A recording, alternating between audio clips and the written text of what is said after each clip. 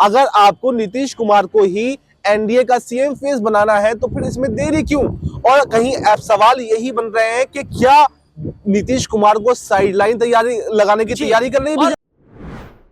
तो क्या नीतीश कुमार की सीएम कुर्सी खतरे में है? और क्या भारतीय जनता पार्टी ये पूरी ताकत लगा रही है कि नीतीश कुमार के हाथ से सीएम कुर्सी ले लिया जाए?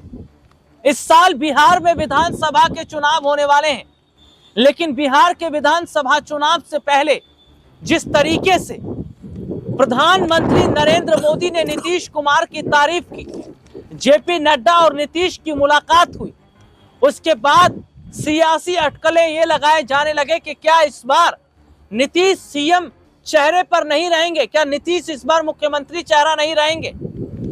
और अगर नीतीश कुमार को सीएम कुर्सी नहीं दी जाती तो नीतीश एनडीए के साथ बने रहेंगे? ये भी एक सबसे बड़ा सवाल है। लेकिन आखिरकार क्यों नीतीश कुमार के बेटे निशांत कुमार की दुश्मन भारतीय जनता पार्टी बन गई है? और क्यों निशांत कुमार को पॉलिटिक्स में एंट्री करने से रोका जा रहा है? आज इन्हीं तमाम मुद्दों पर बात करेंगे और इन्हीं मुद्दों पर बातचीत करने के लिए हमारे साथ मौजूद है हमारे खास सहयोगी अब्बास भाई। अब्बास भाई, बहुत बहुत स्वागत है इस प्रोग्राम में आपका। जी शुक्रिया। अब्बास भाई, इस साल बिहार में विधानसभा के चुनाव होने वाले हैं और चुनाव से पहले जहां नीतीश कैबिनेट में बीजेपी कोटे से 7 विधायकों को मंत्री बनाया गया, ये अलग अलग जाति के आते हैं, कोई वैश्य समुदाय से है, कोई राजपूत समुदाय से है, कोई कुशवाहा है, कोई भूमिहार है। दूसरी तरफ नीतीश कुमार की मुलाकात जेपी नड्डा के साथ हुई है और ऐसे में यह देखा जा रहा है कि तेजस्वी यादव का एक बड़ा बयान भी सामने आया। वो कह रहे हैं कि निशांत कुमार को नहीं चाहती कि बीजेपी पॉलिटिक्स में एंट्री करे। और क्या इस बार अगर नीतीश एनडीए की तरफ से सीएम चेहरा नहीं रहते तो क्या नीतीश एनडीए के साथ बने रहेंगे या अपने बेटे निशांत का राजनीतिक करियर खतरे में देख वे आरजेडी की तरफ आ जाएंगे? देखिए राहुल जी, अगर बिहार के चुनावों का इस वक्त का माहौल देखें तो काफी सियासत गरमाई हुई है। और ये जो मंत्रिमंडल विस्तार किया गया है, ये विस्तार नहीं किया गया है बल्कि चुनावों की तैयारियां की गई हैं। और चुनावों की तैयारियां भी बीजेपी ने अपने हिसाब से की हैं, क्योंकि सातों के साथ जो मंत्री बनाए गए हैं वो बीजेपी के विधायक बनाए गए हैं। इसमें जेडीयू का कोटे से एक भी मंत्री नहीं बनाया गया है। ऐसे में सवाल तरह तरह के उठ रहे हैं। कोई तो ये कह रहा है कि यहाँ पर नीतीश कुमार की और बीजेपी की ये डील हो गई है कि सीएम फेस वही रहेंगे, इसलिए उन्होंने बीजेपी के मंत्रियों को बनाया है। लेकिन सवाल फिर ये उठ रहे हैं कि अगर डील हुई भी है तो फिर आप ऐलान कर दीजिए। मोदी जी गए, नड्डा जी गए बिहार के अंदर, तो ऐलान करने में क्या परेशानी है? और निशांत कुमार ये कई बार कहते हुए सुने जा चुके हैं कि एनडीए की तरफ से हमारे पिताजी ही सीएम फेस होंगे, बस थोड़ा ऐलान में देरी है।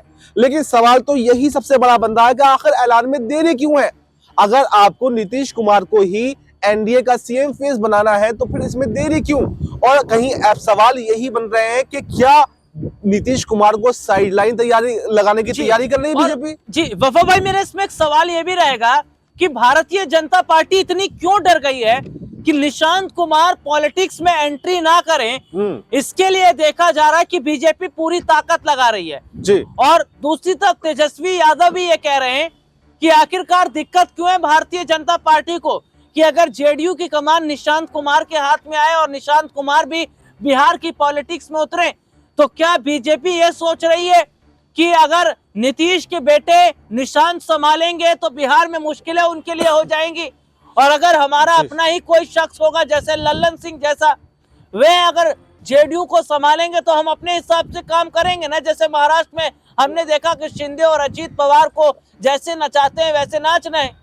देखिए बिल्कुल ये हकीकत बात है कि बीजेपी जिसके साथ में भी रहती है उसको खत्म कर देती है। लगातार नीतीश कुमार मुख्यमंत्री जरूर रहे हों, लेकिन आप उनके मंत्रिमंडल को आप उठा करके देखें तो आप देख सकते हैं कि जेडीयू को कितना कमजोर कर दिया गया है। यानी बीजेपी ने अपनी ताकत बढ़ाई है। लगातार 20 सालों से मुख्यमंत्री बने हुए हैं, उसमें ज्यादातर टाइम जो है वो बीजेपी के साथ में रहकर सरकार बनाई है। और उसमें लगातार जो पहले ग्राफ नीतीश कुमार का कितना ऊपर हुआ करता था, वो लगातार डाउन होता हुआ जा रहा है। तो ऐसे में बीजेपी को ये डर सता रहा है कि अगर युवा पीढ़ी के हाथ में यहाँ पर जेडीयू की कमान चली जाएगी, यानी कि निशांत कुमार के हाथ में चली जाएगी, जो पार्टी का ग्राफ नीचे गिरा है वो वापस से ऊपर उठ सकता है। क्योंकि तेजस्वी यादव इसका एग्जाम्पल है यहाँ पर उनके सामने, क्योंकि लालू यादव के सामने उनकी भी जो ग्राफ था वो नीचे गिरने लगा था। लेकिन जैसे जैसे तेजस्वी यादव ने पार्टी की कमान संभाली, तो आप देख सकते हैं कि पिछले चुनाव के रिजल्ट में भी आरजेडी बिहार की सबसे बड़ी पार्टी बनकर के उभरी थी। तो ऐसे में यहाँ पर अगर जेडीयू को फायदा होता है तो उसका नुकसान सीधा सीधा बीजेपी को होगा।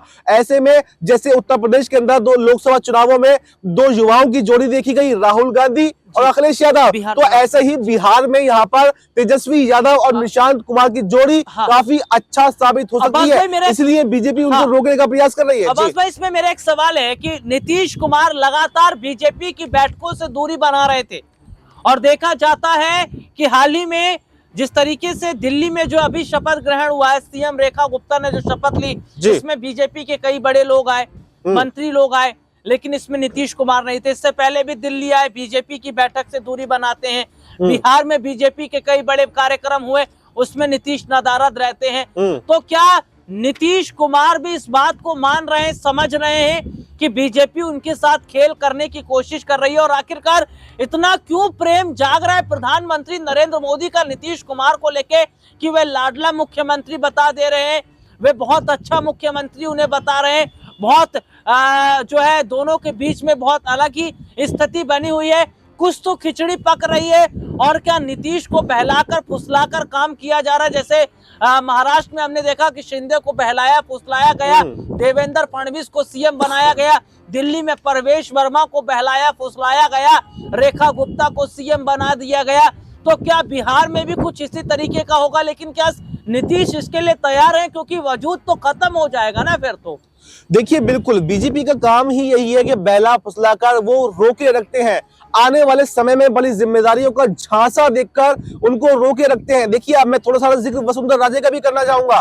वसुंधरा राजे के साथ में भी उन्होंने ऐसा ही किया, भजन लाल शर्मा को वहां पर मुख्यमंत्री बना दिया और उनको दिलासा दिया कि हम आपको राष्ट्रीय अध्यक्ष बनाएंगे। लेकिन अब खबर सामने ये आ रही है कि राष्ट्रीय अध्यक्ष भी यहाँ पर वसुंधरा राजे को नहीं बनाया जा रहा है, बल्कि कोई और झांसा देकर उनको रोकने की कोशिश की जा रही है। तो ऐसे ही यहाँ पर बिहार के अंदर भी है, बिहार के अंदर। लेकिन मुझे ऐसा लगता है कि अभी तक बहलाने फुसलाने में शायद नीतीश कुमार आ गए हो, लेकिन जिस दिन बीजेपी ये ऐलान कर देगी कि मुख्यमंत्री हम नीतीश कुमार को नहीं बनाएंगे या बनाएंगे, तो उसी दिन यहाँ पर नीतीश कुमार अपना फैसला भी ले लेंगे। क्योंकि लगातार खबरें आई थी राहुल जी कि नीतीश कुमार आरजेडी के साथ में जाना चाहते हैं। लेकिन वही जो आपने कहा कि बहला फुसलाकर मंत्री पद में अपने विधायकों को मंत्री बनाकर उनको शायद कुछ ना कुछ दिलासा तो जरूर दिया गया है कि हम आपको बड़ी जिम्मेदारी देने वाले हैं। मैं यहीं से फिर छोटा सवाल अब्बास भाई लेना चाहूंगा, और यही तो वजह है कि बीजेपी अपने पत्ते नहीं खोल रही है, क्योंकि एंड टाइम तक इन्होंने दिल्ली में अपने पत्ते नहीं खोले थे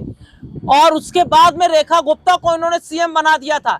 और ये बीजेपी की पॉलिसी रही है कि वे चुनाव होने तक अपने पत्ते नहीं खोलते हैं। तो क्या जो बीजेपी एक बहुत बड़ी, अगर हम कहें, रणनीति जो बना रही है, क्योंकि अगर वे ये कह देती है कि नीतीश सीएम चेहरा नहीं रहेंगे, तो हो सकता है नीतीश आज ही आरजेडी के साथ चले जाए। बिल्कुल, बिल्कुल। और जेडीयू और आरजेडी एक साथ आ गए तो बिहार में बीजेपी का रोल खत्म।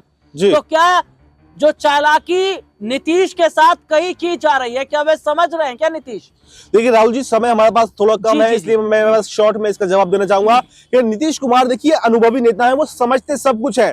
लेकिन कभी कभी परिस्थितियां ऐसी होती हैं कि आपको गधे को भी बाप बनाना पड़ता है, उसकी भी माननी पड़ती है, सुनना पड़ता है। तो नीतीश कुमार के साथ में ऐसा ही है, वो सब जानते हैं कि बीजेपी उनके साथ में कैसा व्यवहार कर रही है, क्या उनके लिए अच्छा सोचती है, कितना बुरा सोचती है, वो सब जानते हैं। महाराष्ट्र का एग्जाम्पल हो, राजस्थान का एग्जाम्पल हो, दिल्ली का एग्जाम्पल एग्जाम्पल हो, सारे एग्जाम्पल उनके सामने हैं, लेकिन उनकी भी कोई मजबूरी शायद ये रही होगी कि वो अभी चुप है। लेकिन मैं ये जरूर कहना चाहूंगा, जैसे ही, और यह बिहार का समीकरण थोड़ा अलग भी है, दिल्ली का खेल, बिहार का, महाराष्ट्र का खेल यहाँ पर नहीं चलने वाला है। जीतन राम मांझी ने भी इस तरफ इशारा किया था। यहाँ पर सीएम फेस के साथ में ही आपको उतरना पड़ेगा, बिना सीएम फेस के आप उतर नहीं सकते। और बीजेपी के पास में कोई सीएम चेहरा नहीं है, और बीजेपी अगर नीतीश कुमार को दरकिनार करती है तो यहाँ पर नीतीश कुमार उसी दिन बड़ा फैसला लेकर आरजेडी के साथ में चले जाएंगे और बीजेपी और एनडीए जो है पूरी तरह से धराशायी हो जाएगा। तो क्या नीतीश सीएम कुर्सी छोड़ने के लिए तैयार होंगे, और क्या नीतीश को उलझा कर रख रही है भारतीय जनता पार्टी? लेकिन नीतीश ने भी कच्ची गोलियां नहीं खेली हैं। क्या ऐसा तो नहीं कि वे बीजेपी से 2 कदम आगे निकलेंगे और आरजेडी के साथ हाथ मिला लेंगे?